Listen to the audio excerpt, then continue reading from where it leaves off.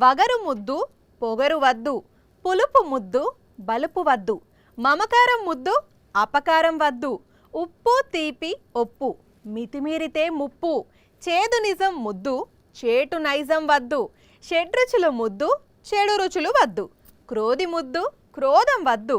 గరం గరం ప్రేక్షకులకు ఉగాది పండగ శుభాకాంక్షలు. అందరూ 6 రుచులతోని పచ్చడి దాగినరా? సరే, ఇప్పుడైతే హెడ్లైన్స్ చూద్దాం పాండ్రిగా. తెలుగు రాష్ట్రాల్లో ఉగాది వేడుకలు, కొత్త పంచాంగం కోసం గుళ్ళకు పోయిండ్రు భక్తులు. మనవడికి 108 రకాల వంటలు, సంతోషపడ్డారు కుటుంబ సభ్యులు. అడుగుడుతోనే బంగారు చైన్ తీసిచ్చిన జగ్గన్న, నిజంగా మీది ఎంత గొప్ప మనసన్నా. చెట్టెక్కి డాన్స్ చేస్తున్న అమ్మాయి, నుంచి వాడితే ఉంటది హాయి. కొత్త పంచాంగం చూసుకొని బాధపడుతున్న రవలి, నా నెక్లెస్, నా ఐఫోన్, నా ల్యాప్టాప్ అయిపోయింది. ఉగాది పండగ మనిషి జీవితంలో ఎంతో ముఖ్యమైనదనే చెప్పాలి.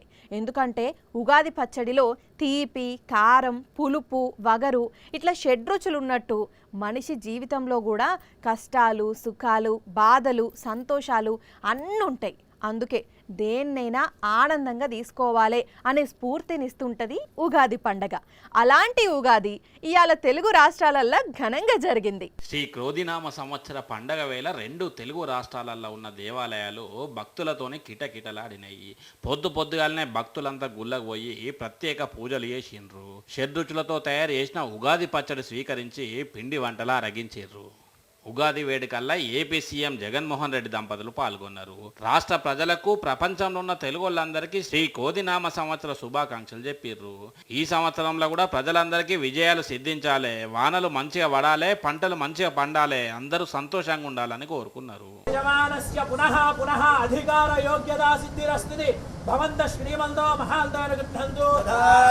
అట్లనే తెలంగాణలో కాంగ్రెస్ పార్టీ ఆఫీసులో కూడా ఉగాది వేడుకలు జరిగినాయి. ఖచ్చితంగా ఈ నూతన సంవత్సరం క్రోధినామ సంవత్సరం రేవంత్ రెడ్డి గారికి అత్యంత యోగవంతంగా ఉన్నది. వచ్చే విశ్వావసు నామ సంవత్సరం వరకు కూడా ఎవరు ఏమీ చేయలేని పరిస్థితి. రాహుల్ గాంధీ గారికి కూడా మన ఎలక్షన్ టైం కల్లా యోగం కలుగుతోంది. కాబట్టి అనూహ్యమైనటువంటి కొన్ని స్థానాలు కైవసం చేసుకునే పరిస్థితి ఉన్నది. బీఆర్ఎస్ పార్టీ ఆఫీసులో కూడా మంచిగా జరిపారు ఉగాది వేడుకలు. వీళ్ళు ఏ పని చేసినా కొంచెం ఈ సంవత్సరం అంతా కూడా బ్యాలెన్స్గా కొంచెం పట్టుదలతో చేయడం, అలాగే ద్వితీయంలో శని ఉండడం వల్ల కొంచెం మాటని కట్టడి చేసుకోవడం వల్ల, మనం మాట్లాడే మాటని మృదువుగా మాట్లాడడం వల్ల చక్కటి ఉపకారాన్ని, చక్కటి ప్రజాబలాన్ని, అభిమానాన్ని పొందేటటువంటి అవకాశం కల్పిస్తుంది. అట్లనే కిషన్ రెడ్డి ఆధ్వర్యంలో బీజేపీ పార్టీ ఆఫీసులో కూడా ఉగాది వేడుకలు జరిగినాయి. ఇందాక నేను చెప్పిన నా మాటలలో ఉన్న ప్రభుత్వమే మళ్ళీ రాబోతుంది అని ధ్వనించిండవచ్చు. అది వాస్తవం అవుతుంది. అది ఆవేశంతో పోతరాజు పూనితే చెప్పినట్టుగా చెప్పిన వాక్యం అది. కాబట్టి పార్టీల పంచాంగం కాదిది. ఇట్లా ఎక్కడ చూసినా ఉగాది పంచాంగ శ్రవణమే వినిపిస్తున్నది. ఉగాది పండుగ రోజు పొద్దుగాలనే లేచి చాలామంది గుళ్ళలకు పోతుంటారు, పూజలు చేస్తుంటారు, ఉగాది పచ్చడి తాగుతుంటారు. మళ్ళా సాయంత్రం పంచాంగ శ్రవణ కార్యక్రమం గుడిలో జరిగితే అక్కడికి పోయి వింటుంటారు. ఇదంతా మనకు తెలిసిందే. కానీ అదే పెద్దపల్లి జిల్లాలో ఓ కాడ ఉగాది సందర్భంగా ఓ పెద్ద జాతర జరుపుతున్నారు.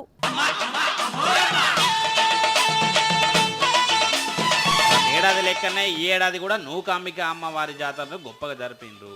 భక్తులు వారం రోజుల నుంచే ఉపవాసాలు ఉండి ఇలా పెద్ద ఎత్తున అమ్మవారికి బోనాలు సమర్పించారు. ఒంటి మీద, నాలుక మీద శూలాలు గుచ్చుకొని డప్పు సప్పులతోనే అమ్మవారి దగ్గరికి పెద్ద ర్యాలీగా బయలుదేరి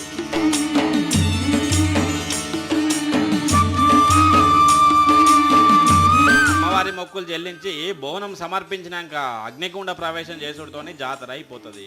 ఇక దానికోసం దగదగలాడే నిప్పులుంటే వాటి మించి నడిచారు భక్తులు.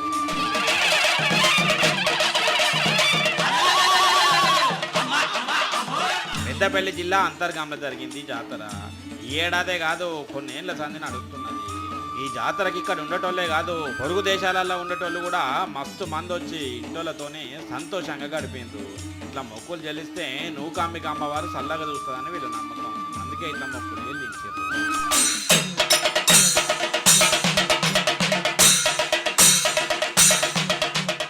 ఒక్కో జాతరకు ఒక్కో పండుగకు భక్తులు ఒక్కో రకంగా మొక్కులు చెల్లించుకుంటారు. కొన్ని పండుగలు పబ్బాలు జాతరలకు ఎడ్ల బండ్లు ట్రాక్టర్లతోని ర్యాలీలు తీసి మొక్కులు చెల్లించుకుంటే ఇంకా కొన్ని గుళ్ళ దగ్గరకు భక్తులు కాలినడకన పోయి పూజలు చేస్తారు, కొబ్బరికాయలు కొడతారు. చూస్తున్నాం, మనం కూడా అట్లనే చేస్తాం కదా. అయితే ఇక్కడ భక్తులు మాత్రం అవు మేకల రథమే అట్లా ఒక్కటే మేకల రథం కాదు, 3 మేకల రథాలు. పెద్దపల్లి జిల్లా ఓదల మల్లికార్జున స్వామి టెంపుల్ ఈ ఇచ్చాంతరం హరిపురం ఊరుకు చెందిన ఈ భక్తులు ఈ మేకల రథాలతోని గుడి చుట్టూ 3 ప్రదక్షిణలు చేసి మొక్కులు చెల్లించుకున్నారు. చెప్పేవే అన్న, ఈ దునియా మీద ఎవరు ఏనట్టుగా ఈ మేకల రథాలతోని ఎందుకు ప్రదక్షిణలు చేసిరో చెప్పు జరా. మేము మాకోటి వంశస్థులం. ఉగాది పర్వదినాన్ని పురస్కరించుకొని మా తాతల ముత్తాతల కాలం నుండి వస్తున్న ఆచారం. ఇలా కట్టడం వల్ల పిల్ల జిల్లా అందరూ చల్లగా ఉండడం జరుగుతుంది. పంట పాడు నిన్న రానుల్లా అదాట అసలు ముచ్చట. వీళ్ళ తాత ముత్తాతల కానుంచి ప్రతి ఉగాది నాడు ఇట్లనే చేసేదాట. వాళ్ళని అనుసరించి వీళ్ళు కూడా సాంప్రదాయాన్ని కొనసాగిస్తున్నారు అన్నట్టు. కానీ మేకల రథాలు కట్టి ప్రదక్షిణలు చేసి అయితే చిత్రంగా ఉన్నది కదా. ఉగాది పర్వదినం పురస్కరించుకొని తిరుపతి జిల్లా చిట్టమూరు మండలంలో భక్తులు ప్రత్యేక పూజలు చేసి గ్రామోత్సవం నిర్వహించారు.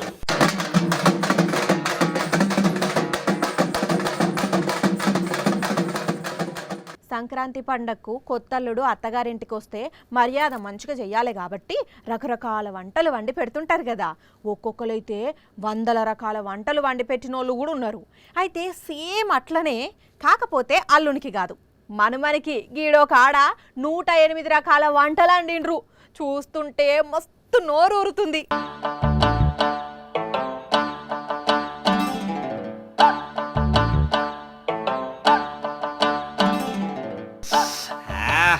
మీగడ వెన్నపూస, స్వీట్స్, పండ్ల రసాలు, డ్రై ఫ్రూట్స్, చాక్లెట్లు, బిస్కెట్లు, కేక్స్, ఇంకా మామిడి, జీడి మామిడి, ముంజలు, చెరుకు, పులిహోర, బూరలు, వామ్మో వామ్మో ఎన్ని వంటలు, ఎన్ని తీర్ల కథ.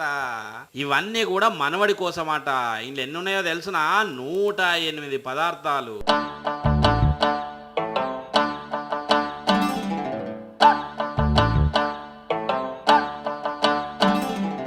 ఏలూరు జిల్లా బుట్టాయిగూడెం మండలం మర్లగూడెంలో కనిగొల్ల దుర్గారావు ధనలక్ష్మి అనే దంపతులకు నాగసూర్య ప్రణవ్ అనే మనవడు. అయినా మనవడు పుడితే దాంట్లో పెద్దగా ఏమున్నది, ఇన్ని రకాల వంటలు చేసిర్రు అని అంటే ఈయన ముని మనవడాట వీళ్ళకు.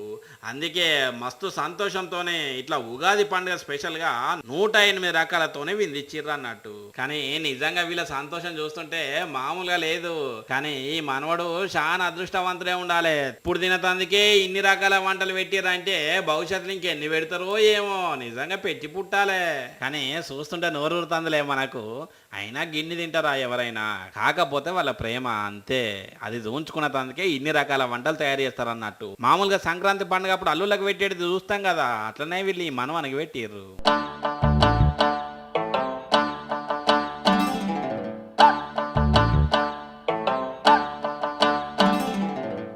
ఉగాది పచ్చడి, బచ్చాలు, పులిహోర బాగా పట్టించినట్లున్నది మా రవలి.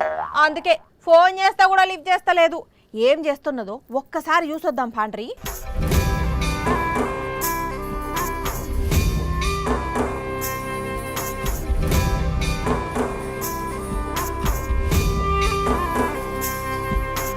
అయిపోయింది, అంతా అయిపోయింది. నా రిస్ట్ వాచ్, నా నెక్లెస్, నా ఐఫోను, నా ల్యాప్టాప్ అయిపోయింది, అంతా అయిపోయింది. నేను ఎట్లా బతకాలి? అయ్యో, ఏమైంది రవలి, అంతగానం బాధపడుతున్నావు? రాత్రి ఇంట్లో దొంగలు పడి వాచ్, ఫోను, ల్యాప్టాప్, నెక్లెస్ గిట్లా ఎత్తుకపోయిండ్లా ఏంది? అయ్యో, ఎంత పనాయే. వచ్చినవా అక్కో అక్క, ఇక నేను ఎట్లా బతకాలి అక్కో అక్క? ఏం కొనేటట్టు లేదు అక్కో అక్క, ఏం తినేటట్టు లేదు అక్కో అక్క. ఊకో ఊకో, ఏడవకు. ఏడిస్తే పోయిన సామాన్లు వస్తాయా? ఏ దొంగోని కండ్లు పడ్డాయో. పోయి స్టేషన్లో కంప్లైంట్ ఇచ్చిరా పో. టెన్షన్ లో పోలీసులు ఏందక్క? అయినా పోలీసులు ఏం చేస్తారు? నా తలరాత ఎట్లుంటే అట్లయితది. ఏయ్ పిచ్చా, నీకేమన్నా వాచి, ఫోను, నెక్లెస్, ల్యాప్టాప్ పోయినాయి అని అంటున్నావు. కంప్లైంట్ ఇవ్వమంటే తలరాత అంటవేంది? అదేం పోలేదక్క. అంటే ఎవరు ఎత్తుకపోలేదా? అసలు ఉంటే కదా ఎత్తుకోబోనికి. ఏ? లేవా? మరి లేని వాటి గురించి ఎందుకు లబ్బ లబ్బ మొత్తుకుంటున్నావు? అవన్నీ ఈ సంవత్సరం కొందామని ప్లాన్ చేసుకున్నా, అంతా ఉత్తదే అయింది. ఇగో రావలి, నువ్వు ఇట్లా తిక్కగా మాట్లాడితే నాకేం అర్థమైతుంది? అసలు నీ బాధ ఏందో చెప్పు. ఉగాది పండగ నాడు పంతులు రాశి ఫలాలు చెప్తాడు కదా. అవును, ప్రతి సంవత్సరం ఉగాదికి చెప్తారు. ఈ సంవత్సరం నా రాశి ఫలాలు ఘోరంగా అంటే ఘోరంగా ఉన్నాయి అక్కో అక్క. నా బతుకు ఆగమైపోయింది అక్కో అక్క. ఏ ఆ ఏడు పాపి, నీ రాశి ఫలాల్లో ఏముందో చెప్పు. ఆదాయం 2, వ్యయం 14 అని రాసిందక్క. ఆ ఇప్పుడు అర్థమైంది. నువ్వు ఇట్లా కొంపలు మునిగేటట్లు ఏడవడానికి కారణం నీ రాశి ఫలాలు, అంతేనా? అవును, నాకు ఆదాయం 2, వ్యయం 14 ఉందంట. అంటే నేను నెలకు 2 లక్షలు సంపాదిస్తే 14 లక్షల ఖర్చు అంట. అంటే మిగిలిన 12 లక్షలు నాకు ఎవరిస్తారక్క? నువ్విస్తావా? నువ్విస్తావా అక్క? ఇది మంచిగానే ఉన్నది, నేను ఎందుకు ఇస్తా? మరి సంవత్సరానికి 12 లక్షలు ఎక్కడి నుంచి తేవాలి, ఎట్లా తేవాలి అక్క? నువ్వు wrist watch, iPhone, necklace, laptop ఎట్లా కొనాలక్క? అవునక్క, నీకు ఆ గయ్యాలి గాయత్రి తెలుసా? తెలుసు. ఇప్పుడు ఆమె ముచ్చటెందుకు? దానికి ఆదాయం 14, వ్యయం 2 అంట. ఇక అదావుతుందా? దానికి అసలే కండ్లు నెత్తి మీద ఉంటాయి. నీ తింగరిదానా, నీకు పిచ్చి బాగా ముదిరిపోయింది. ఎందుకక్క అట్లంటావు? శాస్త్రం ప్రకారం ఆ రాశి ఫలాలు అట్లనే ఉంటాయి. అందులో నీకు అక్కడికొచ్చే మంచి ఏమన్నా ఉంటే తీసుకోవాలి, గొప్పలకు పోకుండా నీ ఆదాయానికి తగ్గట్లు ఖర్చు పెట్టుకోవాలి. అంతేగాని అట్లా శోకాలు పెడతారా ఎవరన్నా? అంతే అంటవా అక్క? అంతే. లేవు, రెడీ అయ్యి ఆఫీస్కి వచ్చాయి. నువ్వు దొంగలు ఊళ్ళు పంచుకున్నట్లు అని ఒక సామెత ఉన్నది. టీడీపీ, బీజేపీ, జనసేన పార్టీలు కూడా పొత్తు పెట్టుకొని సీట్లు పంచుకున్నాయి. అయితే ఆ కూటమి లీడర్ల నడుమ పచ్చగడ్డేస్తే భగ్గుమనే తట్లు ఉన్నది పరిస్థితి. టికెట్లు రాలేదని కొందరు, మమ్ములను అవమానించిండ్లు అని ఇంకొందరు లొల్లి చేస్తున్నారు. ఇట్లనే రాజమండ్రిలా 3 పార్టీల లీడర్లు గొడవ చేసిండ్లు. ఆగో చూసిండ్లానుల్లా, ఏపీలా 3 పార్టీ లీడర్ల పంచాయతీ సాక్షాత్తు చంద్రబాబు నాయుడు వదినమ్మ, భావజనతా పార్టీ అధ్యక్షురాలైనటువంటి పురంధేశ్వరి స్టేజి మీద కుర్చీలో కూసుంటే ఆ కుర్చీ వెనుక ఉన్న ఫ్లెక్సీని ఒక టీడీపీ లీడరు పర్రుమని చింపిపడేసిండు. స్టేజీ కింద ఉన్న బీజేపీ, జనసేన, టీడీపీ లీడర్లు నువ్వెంత అంటే నువ్వెంత అని ఒకల మీద ఒకరు అరుచుకున్నారు. అసలు ఈ లొల్లంతేంది అంటే, రాజమండ్రి ఎంపీగా పోటీ చేస్తున్న చంద్రబాబు వదిన పురంధేశ్వరి రాజానగరం నియోజకవర్గం బూరుగుపూడి గ్రామంలో మీటింగ్ పెట్టింది. అక్కడికి టీడీపీ, జనసేన లీడర్లను కూడా పిలిచిండ్లు. అయితే స్టేజ్ మీద పెట్టిన ఫ్లెక్సీలా టీడీపీ ఇన్ఛార్జి వెంకటరమణ ఫోటో పెట్టలేదు. అది చూసి టీడీపీ లీడర్లు లొల్లి షురూ చేసిండ్లు. మా లీడర్ ఫోటో ఎందుకు పెట్టలేదు అని రచ్చ చేసిండ్లు.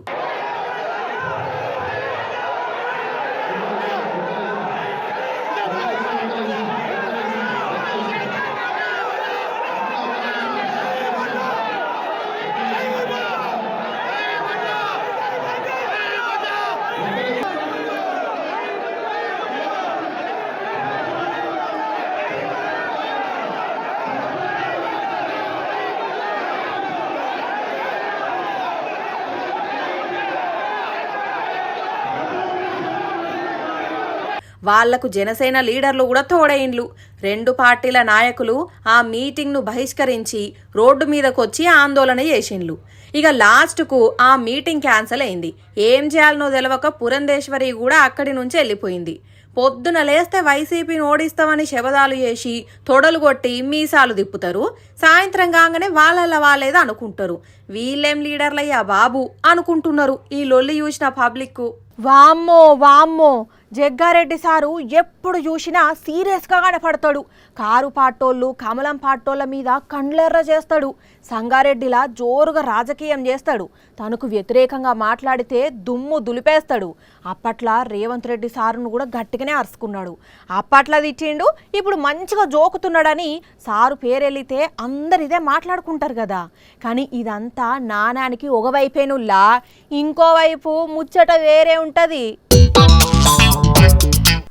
నిజంగా మెడల చైనే వేసిండు. రోల్డ్ గోల్డ్ కాదు, వెండి కాదు, జాతరలో కొన్నది అంతకంటే కాదు, దుబాయ్కి వెళ్ళి కొనుక్కొచ్చిన అచ్చమైన స్వచ్ఛమైన బంగారు గొలుసు. ఏం చేస్తూరండి రాజ్యసభ ఎంపీ అనిల్ కుమార్ యాదవ్ అన్న ఉగాది పండుగ సందర్భంగా జగ్గారెడ్డి సార్ని కలిసి శుభాకాంక్షలు చెప్పి మీరు దీవనార్థులు పెడితే ఓకే, మెడల చైన్ తీసేస్తే ఇంకా డబుల్ ఓకే అన్నాడు. అంతే, ఆ ఒక్క మాటతోని పడిపోయిన జగ్గారెడ్డి సారు ఒక్క సెకండ్ కూడా ఆలోచన చేయకుండా పసిడి దండను మెడలేసిండు. మరి అనిల్ సార్ అంటే ఎందుకు అంత ఇష్టమో తెలియదు కానీ ఈ సీన్ చూసిన తెలంగాణ జనాలు జగ్గారెడ్డి సారు దానకర్ణుడా, ఎప్పుడు చూసినా పైసలు లేవంటాడు, కార్ల తిరగలేక ఆటోలో ప్రయాణం చేస్తున్నా అంటాడు, అడగంగానే చైన్ ఇచ్చిండంటే ఇదివరకు చెప్పిన మాటలన్నీ ఉత్తేనా అనే ప్రశ్నలు ఇస్తున్నారు. కానీ జగ్గారెడ్డి సారు ఇప్పటికైనా జర పైలంగుండూరి, ఎందుకంటే కాంగ్రెస్ గవర్నమెంట్ కళ్యాణ లక్ష్మి కింద తులం బంగారం ఇస్తలేదు కానీ గాంధీ భవన్ లో లీడర్లు మాత్రం చైన్లు మార్చుకుంటున్నారని కారుపాటలు కామెంట్ చేస్తారు. ఏమో అనుకున్నాం, జగ్గారెడ్డి సార్ బోలా శంకరుడే. పిట్ట కొంచెం కూతగనం. పిల్లలు చిన్నగా ఉన్నప్పుడే వాళ్ళ ఏజ్కు మించిన పనులు చేస్తారు. కొందరు ఎక్కువ జ్ఞాపక శక్తితోని ప్రపంచంలో ఉన్న దేశాల పేర్లు చెప్పితే కొందరు దేశంలో ఉన్న రాష్ట్రాల పేర్లు చెప్తారు. ఇంకా అట్లనే కొందరు ఆటలల్లో ప్రతిభ చూపెడితే ఇంకా కొందరేమో పాటలల్లో ప్రతిభ చూపెట్టి వాళ్లకు వాళ్ళే సాటి అని నిరూపించుకుంటారు. ఇప్పటి వరకు మస్తు మందిని చూసినాం కదా. అయితే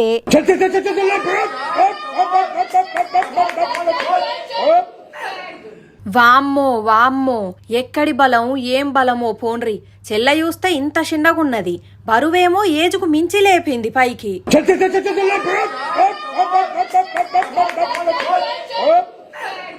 మైండ్ బ్లోయింగ్, అన్బిలీవబుల్ పోన్రి.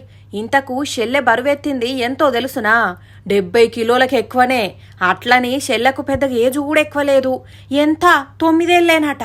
2021 6 ఏళ్ళప్పుడే 45 కిలోల బరువెత్తి ఇండియా బుక్ ఆఫ్ రికార్డ్స్లో పేరు రాసుకున్న షెల్లే ఇప్పుడు 9 ఏళ్లకు ఇంతగనం బరువెత్తేసరికి సోషల్ మీడియాలో షెల్లను చూసిన జనాలు మన దేశానికి మరో బంగారం దొరికింది, అందరం ఫిదా అవుతున్నాం. ఇప్పుడే ఈ తీరుగా బరువులెత్తితే పెద్దయితే దేశానికి ఎన్ని ప్రైజులు తీసుకొస్తుందో లెక్కే ఉండదు అని అంటున్నారు. కానీ షెల్లె నిజంగా గ్రేట్ పోన్రి. 30 ఏండ్లు ఉన్నోళ్లే 30 కిలోల బియ్యం బస్తా ఎత్తలేరు, కింది ఫ్లోర్ నుంచి పై ఫ్లోర్కి ఎక్కలేరు.